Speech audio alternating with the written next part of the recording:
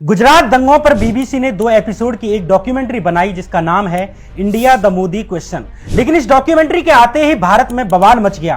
भारतीय विदेश मंत्रालय के प्रवक्ता अरिंदम बागची ने इस डॉक्यूमेंट्री पर बयान देते हुए कहा कि यह एक प्रोपेगेंडा पीस है। इसका मकसद एक खास तरह के नैरेटिव को पेश करना है।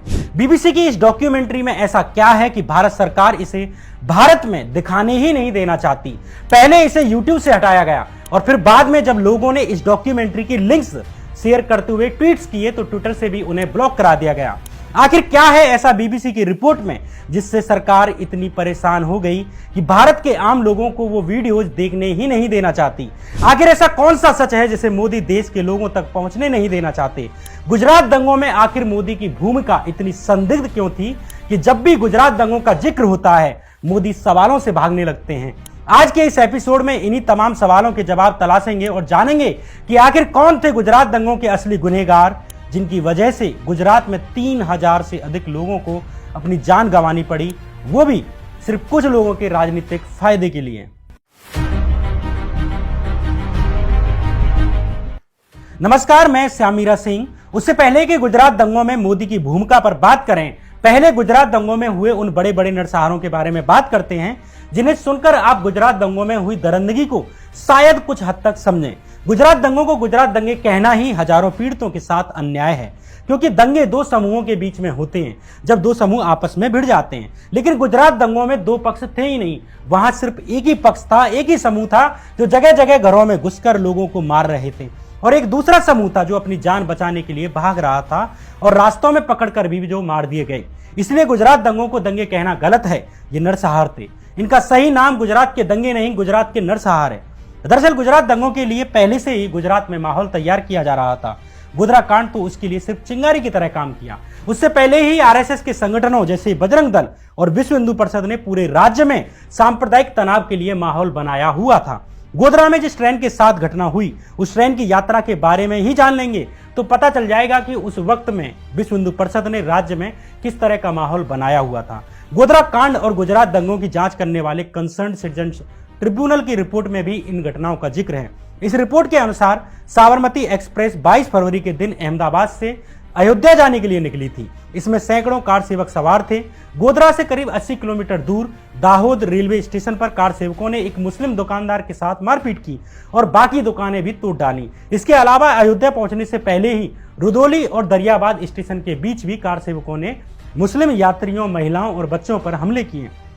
जब कुछ मुस्लिम लड़कों ने इसका विरोध किया तो उन्हें पतरंगा और रोजा गांव स्टेशन के बीच ट्रेन से फेंक दिया गया। रुदौली स्टेशन पर कई मुस्लिम महिलाएं खून से लथपथ अवस्था में ही ट्रेन से कूद गईं। इसके बाद कार सेवकों को रुदौली स्टेशन पर जो भी मुस्लिम मिला उस पर हमला करना शुरू कर दिया।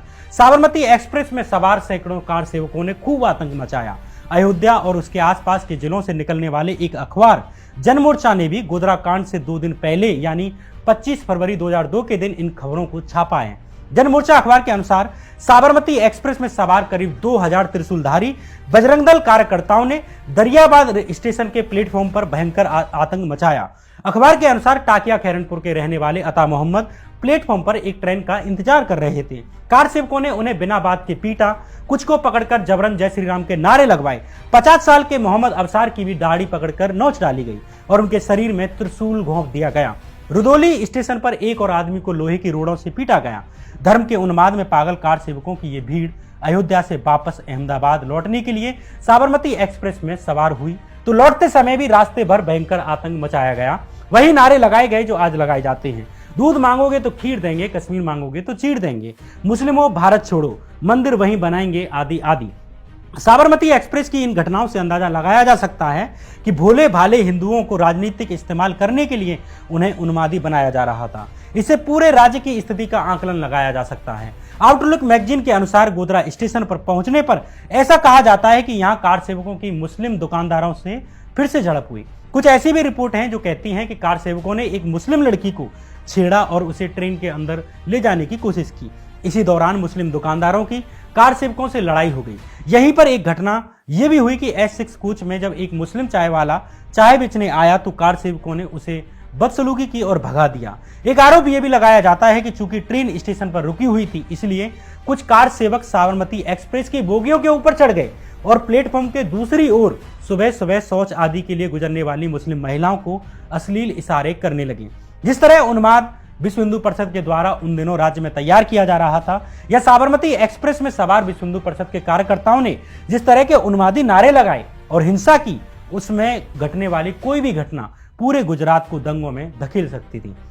गोधरा स्टेशन के बाहर जब एक भीड़ ने साबरमती की उस बोगी को घेर लिया जिसके बारे में यह अफवाह फैलाई जा रही थी कि इसमें एक मुस्लिम लड़की को अगवा करके ले जाया जा रहा है, तो भीड़ ने इस पर पत्थरबाजी कर दी और इसी बीच कुछ उन्मादी लोगों ने साबरमती एक्सप्रेस में आग लगा दी।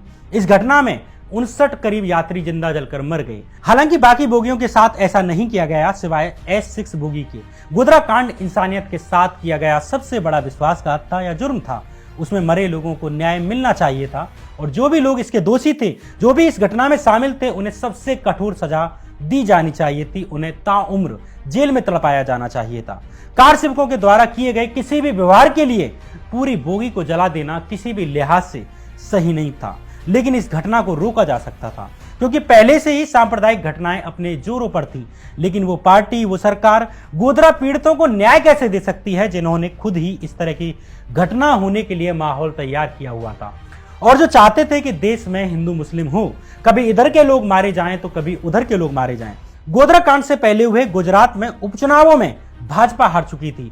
इससे साफ संदेश था कि कांग्रेस गुजरात की सत्ता में लौट सकती है, लेकिन भाजपा आरएसएस गुजरात में सांप्रदायिक माहौल तैयार करने में लगे रहे और अंत में गोधरा कांड की एक दुर्भाग्यपूर्ण घटना घटी जिसने उन्हें ये मौका दिया। गोधरा कांड 27 फरवरी की सुबह हुआ, लेकिन उसके पहले के गुजरात के माहौल पर बात करना भी जरूरी है। कॉम्बैट कम्युनलिज्म नाम की एक रिपोर्ट में फरवरी महीने में विश्व हिंदू परिषद के नेताओं के द्वारा दिए गए उत्तेजित करने वाले भाषणों का जिक्र है।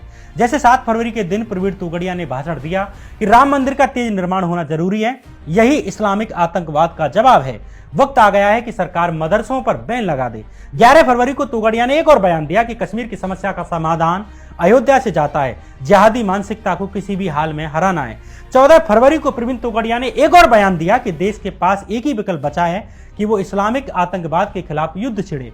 गोधरा कांड से 7 दिन पहले यानी 23 फरवरी के दिन भी बजरंग दल के संयोजक S.K. जैन ने बयान दिया कि बजरंग दल के 20 लाख त्रिशूलधारी कार्यकर्ता अयोध्या के लिए मार्च करेंगे। वे किसी भी प्रकार की चुनौती को झेलने के लिए तैयार हैं। अगर कोई भी मुस्लिम अयोध्या में बाबरी मस्जिद पर राम मंदिर बनाने से रोकेगा तो हम जामा मस्जिद में जाकर हनुमान चालीसा पढ़ के आएंगे।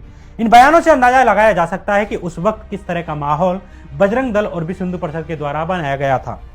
बीएचपी ने ऐलान कर दिया था कि वो किसी भी कीमत पर 15 मार्च के दिन अयोध्या में बाबरी मस्जिद पर राम मंदिर का निर्माण शुरू कर देगी और इसके लिए उसे कोर्ट के किसी निर्णय का इंतजार करने की जरूरत नहीं है। 15 मार्च के इस कार्यक्रम से पहले ही देश भर से हिंदुओं को भर भर कर ट्रेनों से अयोध्या लाया जा रहा था और इसी योजना के तहत साबरमती एक्सप्रेस से बजरंग दल और विश्व हिंदू परिषद की धार्मिक उन्मादी भीड़ भी अयोध्या ले जाई गई और 27 जनवरी की सुबह ये साबरमती एक्सप्रेस अयोध्या से गुजरात की तरफ जा रही थी, जहां दोबारा उनका गोधरा स्टेशन के कुछ मुस्लिम दुकानदारों से इन कार सेवकों का झगड़ा होता है और उसके बाद गोधरा कांड जैसी दुर्घटना को अंजाम दिया गया। गोधरा कांड के बाद एक वर्ग से प्रतिक्रिया आना स्वाभाविक था, क्योंकि पहले से ही राम मंदिर के निर्माण की आड़ में पूरे गुजरात और देश भर में सांप्रदायिक माहौल तैयार किया जा चुका था, लेकिन तब भी इसे आराम से नियंत्रित किया जा सकता था। उन लोगों को जीवित बचाया जा सकता था जो असल में गोधरा कांड के दोषी नहीं थे, जिनका गोधरा कांड से कोई दूर दूर तक नाता नहीं था। लेकिन गोधरा के बाद पूरे गुजरात में नरसंहार शुरू हो गए। ये नरसंहार इतने तरीके से किए गए कि ऐसे आरोप लगे कि ये पहले से ही सुनियोजित थे, इनकी तैयारियां भी पहले से की गई थी। यहीं पर आती है बीबीसी की रिपोर्ट जो कहती है कि गुजरात दंगे पूर्व नियोजित थे, यानी इनकी तैयारियां भी पहले से की गई थी। दरअसल बीबीसी की डॉक्यूमेंट्री ब्रिटिश सरकार के विदेश मंत्रालय की एक ऐसी रिपोर्ट पर आधारित है जो पहले कभी प्रकाशित नहीं की गई थी। बीबीसी ने ब्रिटिश फॉरेन ऑफिस से इस अनपब्लिश्ड रिपोर्ट को लिया था और डॉक्यूमेंट्री बनाई। इस रिपोर्ट में यानी कि इस डॉक्यूमेंट्री में गुजरात दंगों में हुए कम से कम 2000 लोगों की मौत पर सवाल उठाए गए। ब्रिटिश विदेश विभाग की रिपोर्ट का दावा है कि मोदी साल 2002 में गुजरात में हिंसा का माहौल बनाने के लिए प्रत्यक्ष रूप से जिम्मेदार थे, यानी इन दंगों में मोदी खुद सीधे तौर पर जिम्मेदार थे। ब्रिटिश सरकार की रिपोर्ट के अनुसार ये हिंसा विश्व हिंदू परिषद के द्वारा पहले से ही पूर्व नियोजित, संभवतः महीनों पहले से थी। रिपोर्ट के अनुसार 27 जनवरी को हुए गोधरा कांड ने उन्हें एक बहाना दे दिया। अगर गोधरा कांड ना होता तब भी वे कोई दूसरा मौका ढूंढ लेते।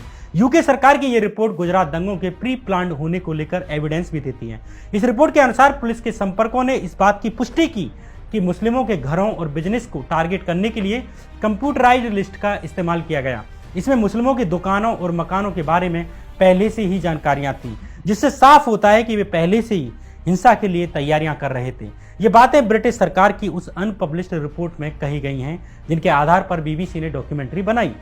जिस दिन गोधरा कांड हुआ उसी शाम विश्व परिषद ने गुजरात बंद का ऐलान कर दिया और अगले ही दिन गुजरात बंद के दौरान अहमदाबाद के नरोदा पाटिया में बजरंग दल और विश्व परिषद की भीड़ पहुंच जाती है। नरोदा पाटिया के लोगों का गोधरा कांड से दूर दूर तक कोई नाता नहीं था, सिवाय इसके कि वे मुस्लिम धर्म से ताल्लुक रखते थे। ये मुस्लिम प्रवासियों की बस्ती थी, जिसमें अधिकतर गरीब मजदूर रहते थे, जिनका काम मजदूरी था और अपने बच्चों को पालना था।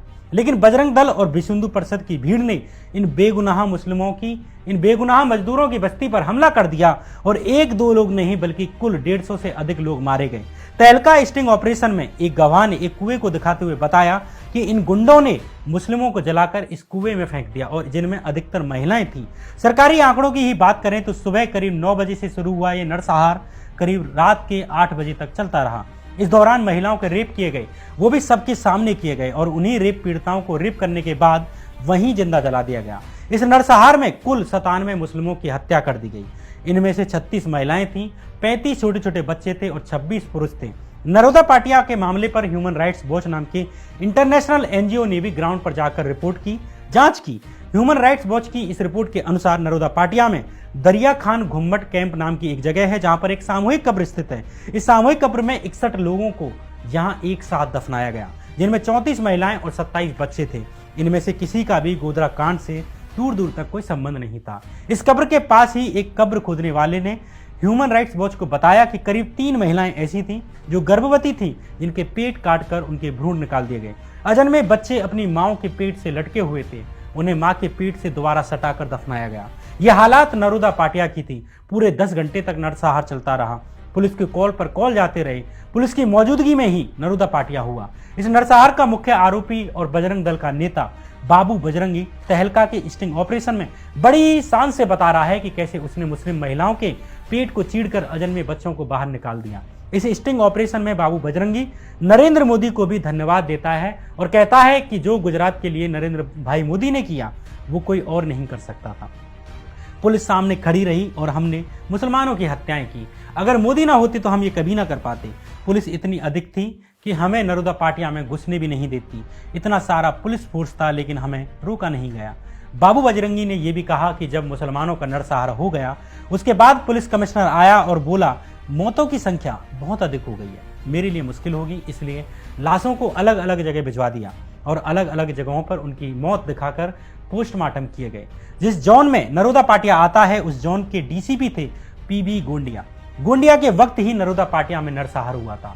जैसे माया कोडनानी पर आरोप लगा, जो कि भाजपा की मंत्री रही, कि उन्होंने लोगों को दंगों के लिए उकसाया, वैसे ही एसआईटी ने 2010 में जारी होने वाली अपनी प्राइमरी रिपोर्ट में कहा कि गोंडिया मुस्लिमों के नरसंहार होने के दोषी हैं। उन्होंने मुस्लिमों को नरसंहार को होने दिया, इसके बावजूद उन पर कोई एक्शन ही नहीं लिया गया। एक्शन लेना तो दूर, उनका प्रमोशन किया गया, उनको सिविल डिफेंस का जॉइंट डायरेक्टर बना दिया गया। एसआईटी ने कहा कि अगर गोंडिया ने जिम्मेदारी निभाई होती तो सैकड़ों मुसलमानों को बचाया जा सकता था। नरोदा पाटिया की तरह ही बेस्ट बेकरी कांड का मामला है। दरअसल बेस्ट बेकरी एक दुकान का नाम था। दंगों के दौरान 14 लोग इस दुकान में अपनी जान बचाने के लिए छुपे हुए थे, लेकिन इन 14 लोगों को इस दुकान में ही जिंदा जला दिया गया। मरने वालों में 11 मुसलमानों के अलावा 3 हिंदू भी थे। ये 3 हिंदू उस दुकान में ही काम करते थे और अपनी जान बचाने के लिए छिपे थे। इस मामले की मुख्य गवाह थी जाहिरा शेख। जाहिरा शेख के पूरे परिवार को इस दंगे में जला दिया गया। ऐसे ही जाकिया जाफरी का मामला है। जाकिया जाफरी अपने पति एहसान जाफरी के साथ अहमदाबाद शहर की गुलबर्ग सोसाइटी में रहती थी। एहसान जाफरी कांग्रेस के पूर्व सांसद थे। गोधरा कांड के बाद अगले दिन जब दंगे शुरू हुए तो गुलबर्ग सोसाइटी के बाहर बड़ी संख्या में लोग इकट्ठा हो गए। सैकड़ों की भीड़ ने इस सोसाइटी के गेट को तोड़ दिया और पत्थर और पेट्रोल बम बरसाना शुरू कर दिया। दंगाई भीड़ ने इन बेगुनाहों के घर में आग लगाना शुरू कर दिया, जिनका गोधरा कांड से दूर दूर तक कोई मतलब नहीं था। करीब 35 लोगों को वहीं जिंदा जला दिया गया। न बच्चों को छोड़ा गया, न महिलाओं को छोड़ा गया न बूढ़ों को। गुलबर्ग सोसाइटी के करीब 69 लोगों की हत्या कर दी गई। ये भीड़ गोधरा में जिंदा जलाए गए 59 हिंदुओं का बदला लेना चाहती थी, लेकिन ले किससे रही थी? किसी के किए हुए की सजा किसी और को दी जा रही थी। ऐसे ही दाहोद जिले में भी एक ही परिवार के 14 लोगों की नृशंसता पूर्वक हत्या कर दी गई। इस मामले को बिल्किस बानो के नाम से जाना जाता है। 19 साल की बिल्किस बानो किचन में खाना बना रही थी, तभी उसकी चाची ने हड़बड़ाते हुए आकर कहा कि भागो, हमारे घरों में आग लगाई जा रही है। घबराई बिल्किस अपनी 3 साल की बेटी सालेहा को लेकर घर से भागने के लिए निकल आई। बिल्किस उस वक्त 5 महीने की गर्भवती भी थी। बिल्किस के साथ उसकी माँ, छोटे छोटे बच्चों और 2 पुरुषों समेत 17 लोगों का समूह था। ये लोग एक गांव से दूसरे गांव छुपते छुपाने भाग रहे थे। ऐसे ही एक कच्चे रास्ते से भागने के दौरान 2 ट्रकों में लदकर आ रही एक भीड़ ने इन्हें देख लिया। मजहबी उन्माद में पागल ये भीड़ हाथों में तलवार और हाशिया जैसे हथियार लहरा रही थी। इनमें से अधिकतर बिल्किस के परिवार को पहले से जानते थे। एक हत्यारा तो एक डॉक्टर का बेटा था जिसने कभी बिल्किस के पिता का इलाज किया था, लेकिन जरा भी तरस नहीं खाई और एक एक करके सबको नोच डाला। बिल्किस के हाथ में 3 साल की बच्ची सालेहा थी। एक हत्यारे ने बिल्किस के हाथों से इस 3 साल की सालेहा को छीनकर नीचे पत्थर में दे मारा और उसकी हत्या कर दी। बिल्किस की मां को भी बलात्कार करके मार दिया गया। उसकी चचेरी बहन समीम को, जिसने कि ठीक एक दिन पहले ही एक बच्चे को जन्म दिया था, उसे भी बलात्कार करके मार दिया गया। और उस एक दिन के बच्चे को भी, उस नवजात शिशु को भी मार दिया गया जिसने सिर्फ एक दिन पहले जन्म लिया था। बिल्किस के ही गांव के 3 हत्यारों ने बिल्किस के भी कपड़ों को खींच डाला और एक एक करके बलात्कार किया। जब बिल्किस होश खो बैठी तो उसे मरा समझकर हत्यारे वहां से भाग निकले। गुजरात दंगों के दौरान हुई इन घटनाओं में बिल्किस के परिवार के 14 लोगों को मारा गया। गुलबर्ग सोसाइटी में 69 लोगों को जिंदा जलाकर मार दिया गया। नरोदा पाटिया में 97 मुस्लिमों की हत्या की गई, जिनमें अधिकतर महिलाएं और बच्चे थे। बेस्ट बेकरी कांड में भी 14 लोगों को जिंदा जलाया गया। सवाल यह है कि इन बच्चों, बूढ़ों और महिलाओं और पुरुषों में ऐसा कौन था जिसे मौत की सजा दी जानी चाहिए थी? सिर्फ धर्म के नाम पर इन लोगों को मार दिया गया। इनका कसूर क्या था? इनकी जिंदगियों की सांसें क्यों छीन ली गईं? क्या ये सवाल गुजरात के मुख्यमंत्री और अब के देश के प्रधानमंत्री मोदी से नहीं पूछे जाने चाहिए? गोधरा कांड के एक एक दोषी को सड़क पर खड़े करके सजा दी जानी चाहिए, लेकिन इन लोगों को क्यों सजा दी गई? क्या अपराध किया था इन्होंने? ये बात हिंदू मुसलमान की नहीं है। हिंदू और मुसलमान होकर मत देखिए, ये देखिए कि इसके लिए असल में दोषी कौन था।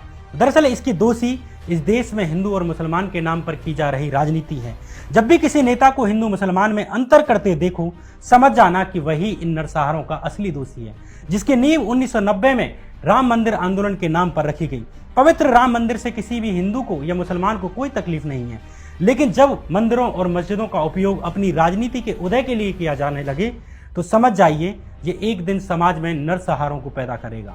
हम लास्ट में ये देखते रह जाते हैं कि दोषी कौन है, अपराधी कौन है, किसने पहले पत्थर फेंका, किसने आग लगाई, जबकि इस साइकिल को नजरअंदाज कर देते हैं जो दंगों के लिए परिस्थितियां पैदा करती हैं। गोधरा कांड एक तत्कालिक बहाना बना उन लोगों के लिए जिन्हें इस देश को दंगों में धकेलना था, जो बीते महीनों से गुजरात में सांप्रदायिक तनाव पैदा करने के लिए दिन रात लगे हुए थे। एक घटना के बाद पूरा गुजरात न जलता अगर उसके लिए अलग अलग जिलों में पहले से ही सांप्रदायिकता का बारूद जमाना होता। हमारे अंदर की नफरत को संतुष्ट करने के अलावा इस दंगे ने हमें कुछ नहीं दिया, लेकिन इसने एक वक्त के लिए पूरे गुजरात को उजाड़ दिया। साल 2005 में सरकार ने गुजरात दंगों के आधिकारिक आंकड़े जारी किए। इन सरकारी आंकड़ों के अनुसार गुजरात दंगों में करीब 1044 लोगों की जान गई। इनमें से 790 मुस्लिम और 254 हिंदू थे। इसके अलावा 223 लोग ऐसे थे जिनका पता नहीं लगा जा सका कि वे कहां हैं। हालांकि ये सरकारी आंकड़े हैं, गैर सरकारी आंकड़े कहते हैं कि गुजरात दंगों में 3000 से अधिक लोगों की मौत हुई। सवाल यह है कि इन 3000 लोगों को किसकी वजह से अपनी जान गंवानी पड़ी। 3000 का आंकड़ा कितना बड़ा होता है, आप अंदाजा लगा सकते हैं। यह एपिसोड किसी नेता या पार्टी के खिलाफ नहीं बनाया। मेरी मंशा ऐसी नहीं है कि आप इसे देखकर किसी भी समुदाय से नफरत करें, लेकिन इस बात पर जरूर विचार करें कि हिंदू मुसलमान की रोज की लड़ाई ने, रोज की राजनीति ने हमें क्या दिया। क्या इसका कोई अंत है? क्या हम ऐसे ही नेताओं के भाषणों का शिकार बनते रहें और वे विधानसभाओं से निकलकर प्रधानमंत्री जैसे पदों पर पहुंचते रहें? ये सवाल हमें अपने आप से जरूर पूछना चाहिए कि हमें कैसा भारत चाहिए, कैसे भारत में हम अपने परिवार और अपने बच्चों को देखना चाहते हैं। 21वीं सदी में सांप्रदायिकता के लिए लड़ते बिड़ते और जूझते देश को देखना चाहते हैं, या इस गुलिस्तान को बचाना चाहते हैं जिसके लिए कभी हम गाते थे, सारे जहां से अच्छा हिंदुस्तान हमारा। बहरहाल ये कहानी थी सांप्रदायिकता से जूझते भारत की, ये कहानी थी दंगों में झोंके गए गुजरात की। आप गुजरात दंगों पर बनाई मेरी सीरीज भी देख सकते हैं, जिसमें बहुत ही अधिक डिटेल में चीजें बताई गई हैं, जांच के बारे में बताया गया है और उन तथ्यों के बारे में भी बताया गया है। इसके बारे में भी बताया गया है कि गुजरात के मुख्यमंत्री को इस मामले में कैसे क्लीन चिट मिली। इन सब वीडियोज को आप मेरे चैनल पर इत्मीनान से देख सकते हैं। फिर अगला एपिसोड लेकर आऊंगा जल्द, बहुत जल्द। तब तक के लिए नमस्कार।